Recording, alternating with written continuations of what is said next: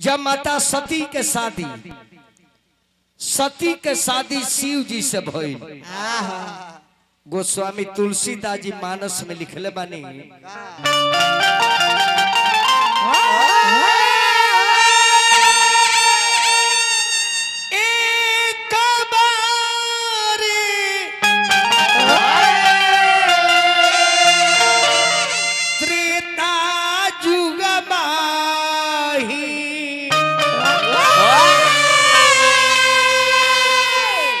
शंभु गए कुंभज ऋषि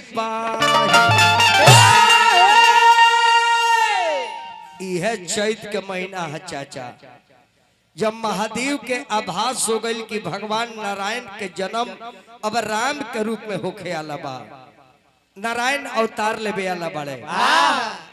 तब माता शक्ति से कहले कि हे देवी, हे पार्वती, भगवान के अवतार होखे वाला बा, बसंत ऋतु चढ़ गई बा और त्रेता में भगवान के जन्म होके अलावा हमनी के राम के जन्म के कथा सुने के चाहिए कि राम जी आए तो कौन कौन लीला ये धरती पर करे।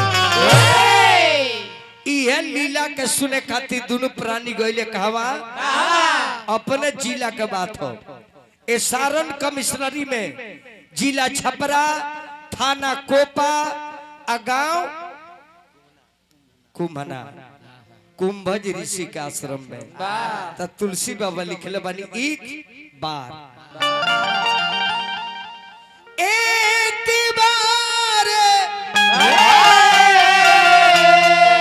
त्रेता जुग माही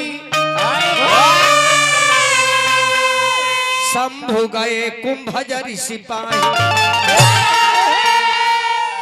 संग सती जग जननी भवानी अपूज ऋषि अखिलेश्वर जानी। जब कुंभज बाबा के आश्रम में पहुंचल दोनों प्राणी, बाबा कुंभज ऋषि जब देखले दोनों प्राणी के तो खड़ा होके अभिवादन कैले, प्रणाम कैले, कुटी पर स्वागत कैले। जब स्वागत कैले तो यही जी माई के शंका हो गई कि लो जेकरा लगे कथा हमनी के सुने आइल बानी, जे हमनी के उपदेश दी, जे हमनी के पढ़ाई, उ टीचर विद्यार्थी के प्रणाम करे लगले। महादेव समझ गए कि सती के शंका हो गई बा जे ई गुरुजी ना हुए, ई कथा का सुने जे हमनी के प्रणाम करता। कुंभज बाबा कहले कि हे महादेव, आसन ग्रहण करी, आवे के कारण बताएं। अतः हे बाबा, हम ही जाने के चाहता नहीं कि त्रेता में राम जी आई हैं तो कौन कौन लीला करी है, हमारा लीला के देखे के कनी जे बाबा बैठ जाओ, हम बताओ तानी।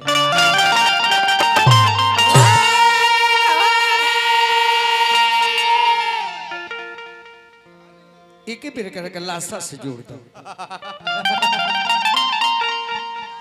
अरे कहानी कहानी, अरे कहानी कहानी कहानी,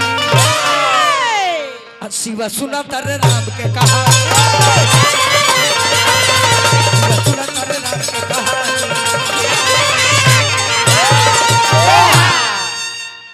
त्रेता ये जुगावा में रामचंद्र यही है, त्रेता ये जुगावा में रामचंद्र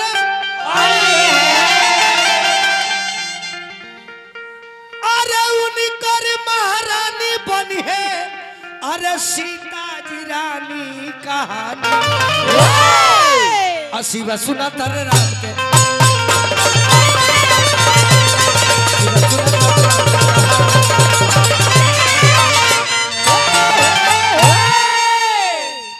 हे महादेव, हे माता, भगवान त्रेता में अयोध्या में अवतार ले राजा दशरथ जी के पुत्र के रूप में चारों भाई के अवतार हुई। चारों जना के शादी जनकपुर में हुई। सीता जी दुल्हन बन गई हैं।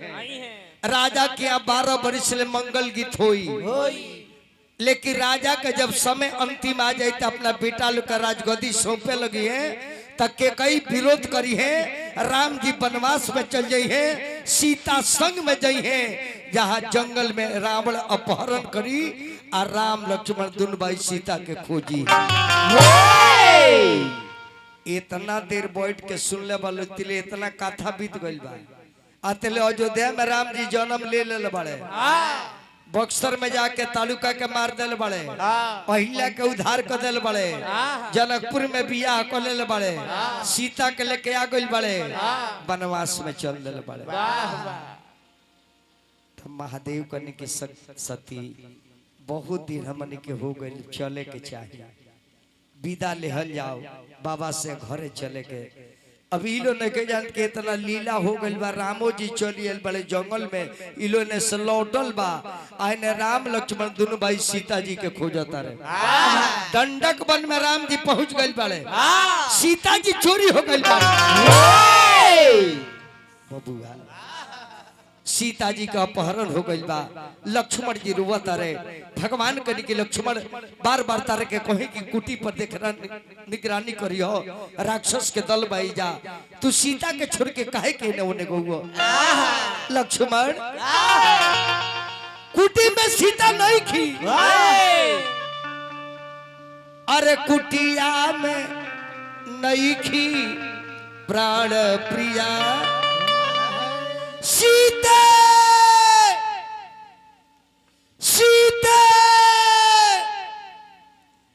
सीता। लक्ष्मण अरे कुटिया में नहीं खी, अरे प्राण प्रिया, अब लाए बाबुआ का हो।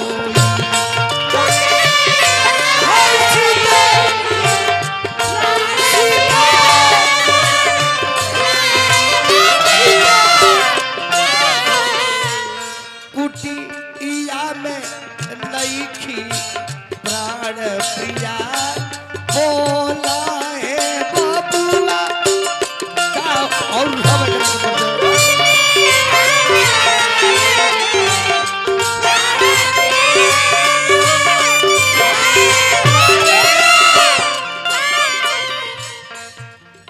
चिड़ई चिड़ई जानकी के देखलू हो तो चिड़ैया फुर दे उड़ जाओ। पगला गइल बनी भगवान, शिव पार्वती से लौटल वालो इलो ने भटकता। भैया के तरफ से स्नेह मिलल, 100 रुपया प्रणाम करता नहीं हम।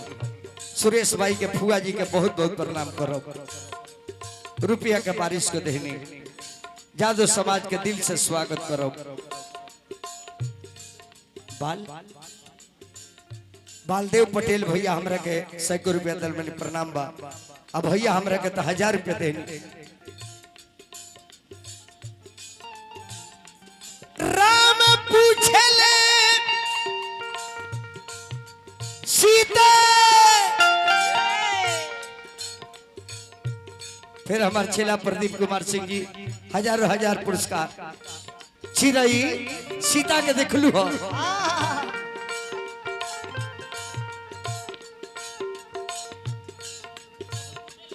प्रभु पूछले उड़त चिड़ैया से, बनावा के सुखला पतैया से। सीता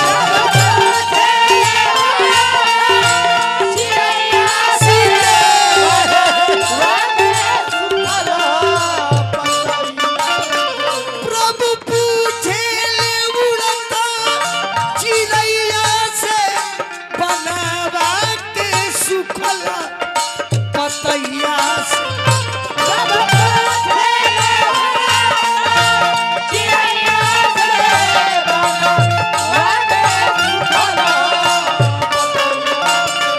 सिया बिन तड़पे मोर जिया, बोला है बाबुआ का हो।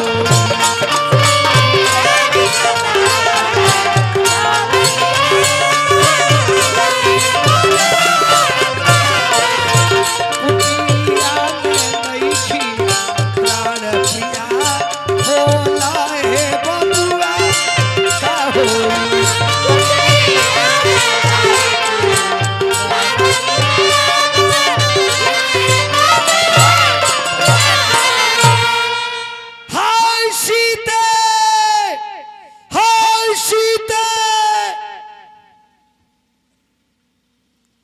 महादेव के नजर राम जी पर पड़ गई। नारायण हेजी चली आइल बनी कहा एक मतलब कि सीता चोरी हो गई बड़ी। लक्ष्मण देख ले कहले कि भैया माता तो लोकते नहीं थी। भोलेनाथ कहते कि सती नारायण तेजा पहुंच गई बानी। अब सती कहते जो के हो आता जेकर काथवा सुन के उतर उहे के तो हई एकर मतलब जे काथा एजी ले चली आइल बा। राम जी जन्म ले बानी मेहरारू के चोरी हो गइल बा। कहले कि नारायण हुआ इ नर होन कि नारायण हुए।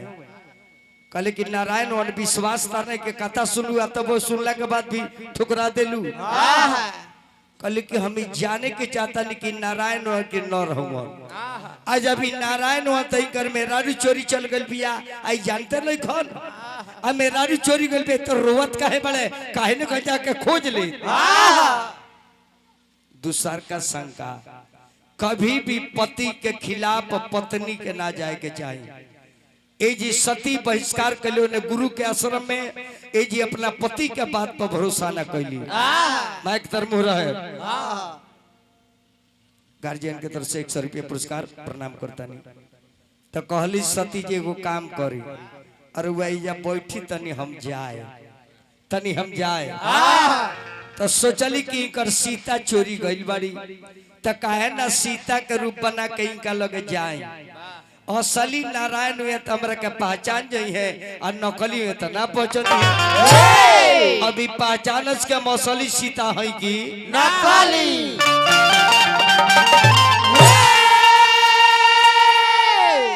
सीता जी के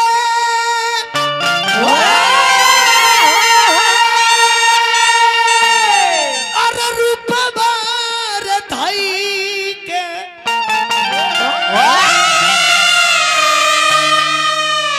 राम के समानावा गईली है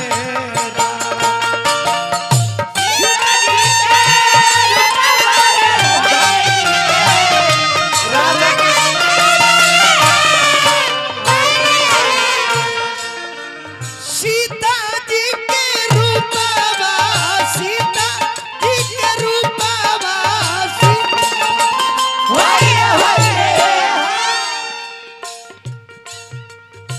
सीता जी के रूपवा रे धाई के राम के समानावा गईली है।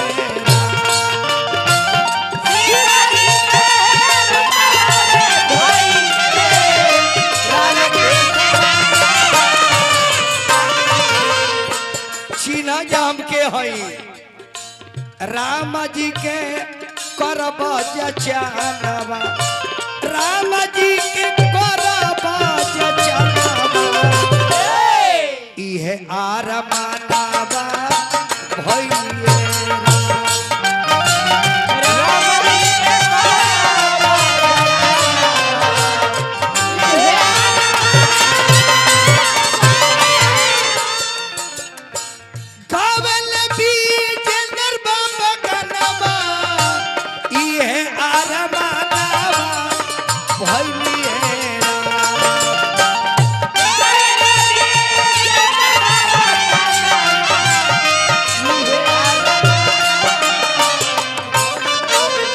यादव ट्रेडर्स मैरवा के माध्यम से 1000 रुपया पुरस्कार।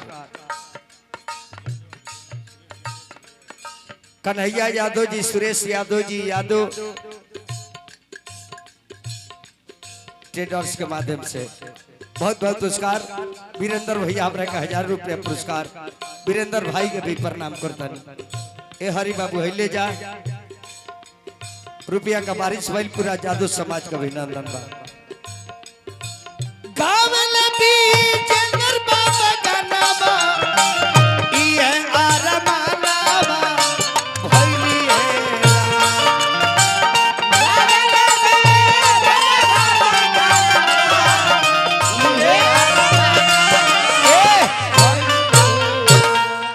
अरे चेलावा बनवले तूफानवा अरे चेलावा बनवले तूफानवा त इहे आरमानवा भइले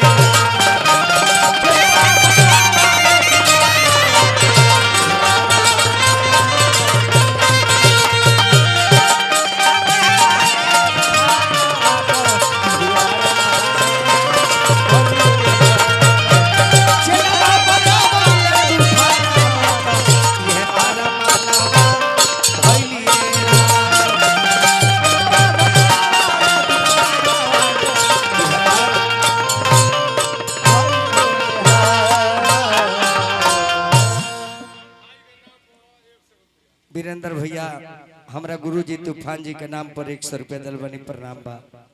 सीता जी का रूप बना के का मेरा उतर धन दिला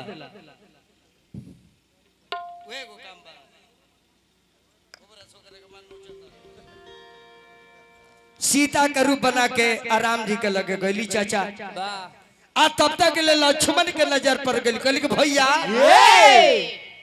माता यार रहल बड़ी भगवान कहने के लक्ष्मण शांत रह आवे तो कल के भैया हमने केने न खोजा तनी उमाइए तो हई जानकी हई कल लक्ष्मण चुप रह आवे तो जब लोगे आवतारी तब भगवान कहने की माता नमन करता नहीं माई अरुआ अकेले जंगल में अब बूढ़ऊ कहाँ बाड़े अब कहली जे मुंह मारो के रे परीक्षा लेवे के तो हमारे इंटरव्यू ले ले भोलेनाथ कहले जी माई रउरा हल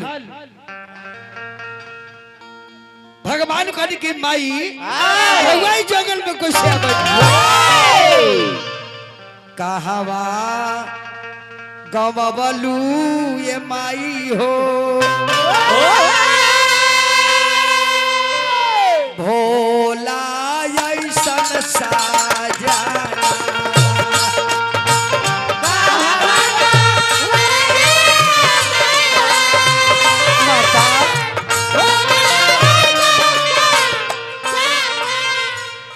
माता एगो तो हमार मेहरारू भुला लिया तो रुआतानी और हुआ बुढ़ऊ के छोड़ के जी आइल बानी हमारी दशा बा तो बुढ़ऊ के कौन दशा हुई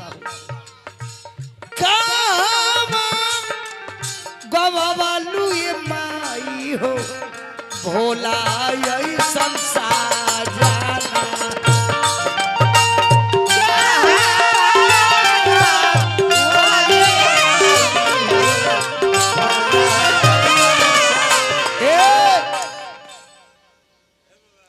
नाम बोल दी 1 मिनट यही से कहले कि दही कह भैया के तरफ से पुरस्कार में हार्दिक स्वागत करता नहीं और जब माई कहले राम जी तो सती लजा गईली अरे लजा गईली रे अरे लजा गईली सती भी चाहिए बन में अरे लजाई गईली सती भी चाहिए बन में अरे जे खातिर गईली अरे चाचा गईली सती भी चाहिए बन में अरे लजाई गई